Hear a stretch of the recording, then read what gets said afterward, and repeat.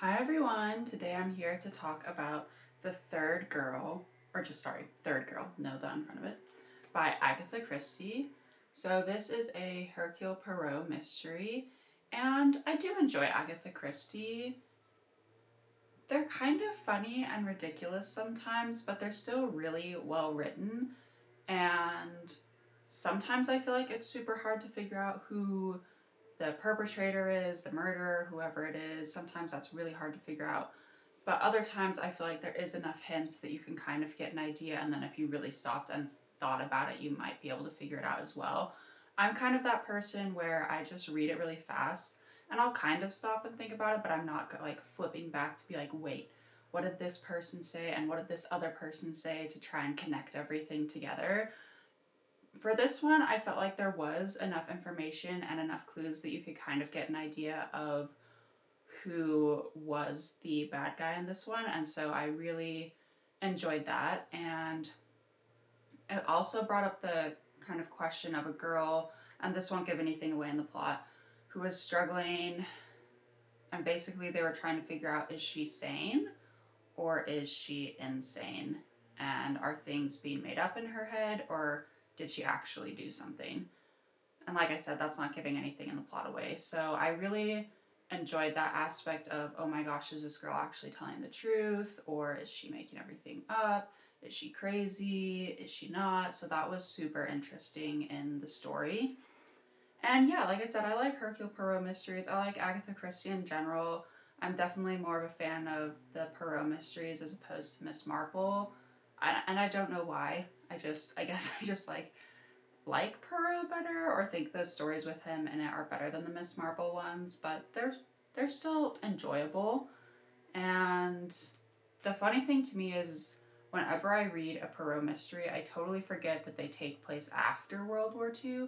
I just feel like Poirot fits in this weird category of like the very early 1900s and not like this was in the 50s or 60s was when this book was taking place.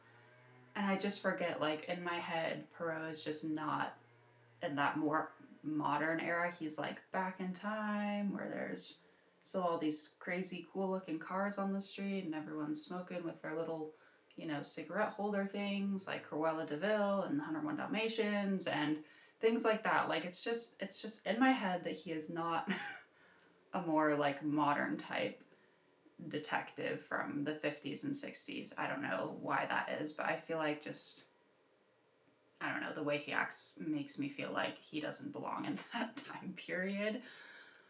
And I thought it was interesting too. It's been a while since I've read an Agatha Christie book, and this one had, like I said, a lot to do with this girl. Is she sane? Is she insane? Is she making things up?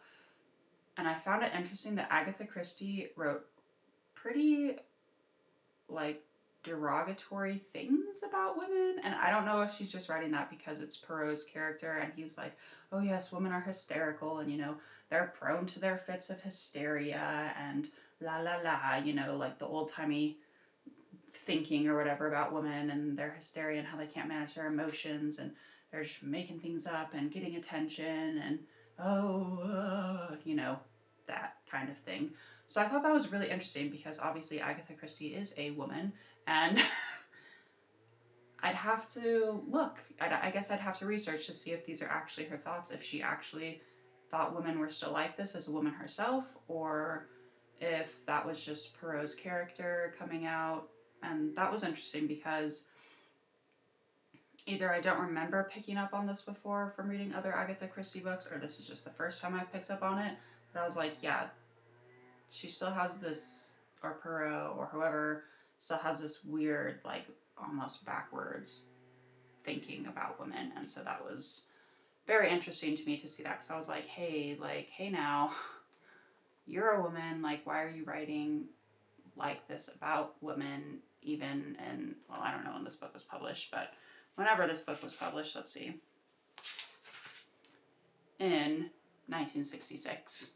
So, I mean, it's, like I said, it was just fascinating to read about how she depicted the women, especially the young women who, were too forward because they're all leaving home and they're all going out and getting jobs and doing their own thing and being arty and whatever. That was interesting to me for sure. It was definitely a compelling mystery, though. Like I said, I felt like there was enough clues throughout that you could figure out kind of who it was. At least I could. I had my idea, and in the end, I was proven right, but there was also a little bit more in there than I thought there was. And so I would definitely suggest The Third Girl. Once I started reading it, I didn't want to stop. I wanted to see if this girl really was crazy or not, or if she was making things up, or if she had done what she thought she had done.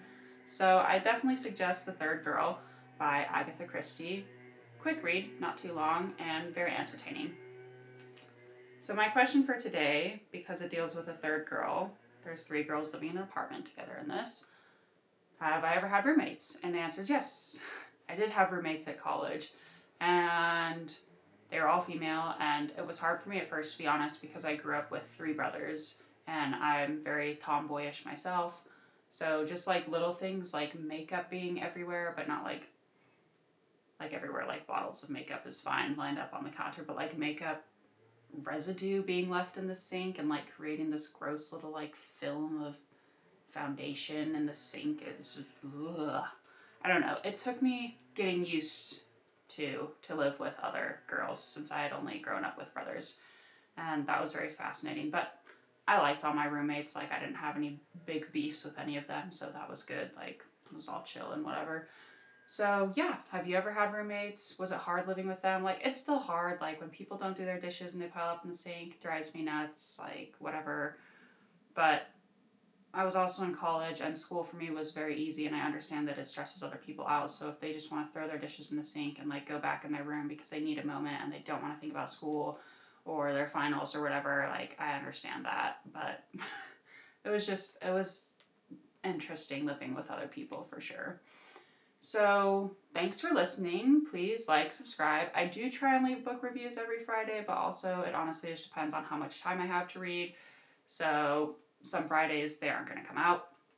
I do have a podcast now as well. It's called Fighting for Writing. Episodes do come out every other Wednesday, and that is a consistent thing.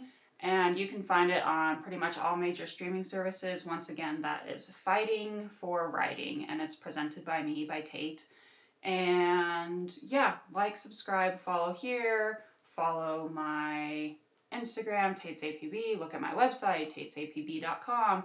And yeah, definitely check out my podcast, Fighting for Writing. I will link all the links below in my link tree, so you can just click on whatever streaming service you have, iHeartRadio, Google Podcasts, Apple, Amazon, whatever you guys listen on, it's going to be down there. So yeah, thank you so much for listening, and you guys all have a great day.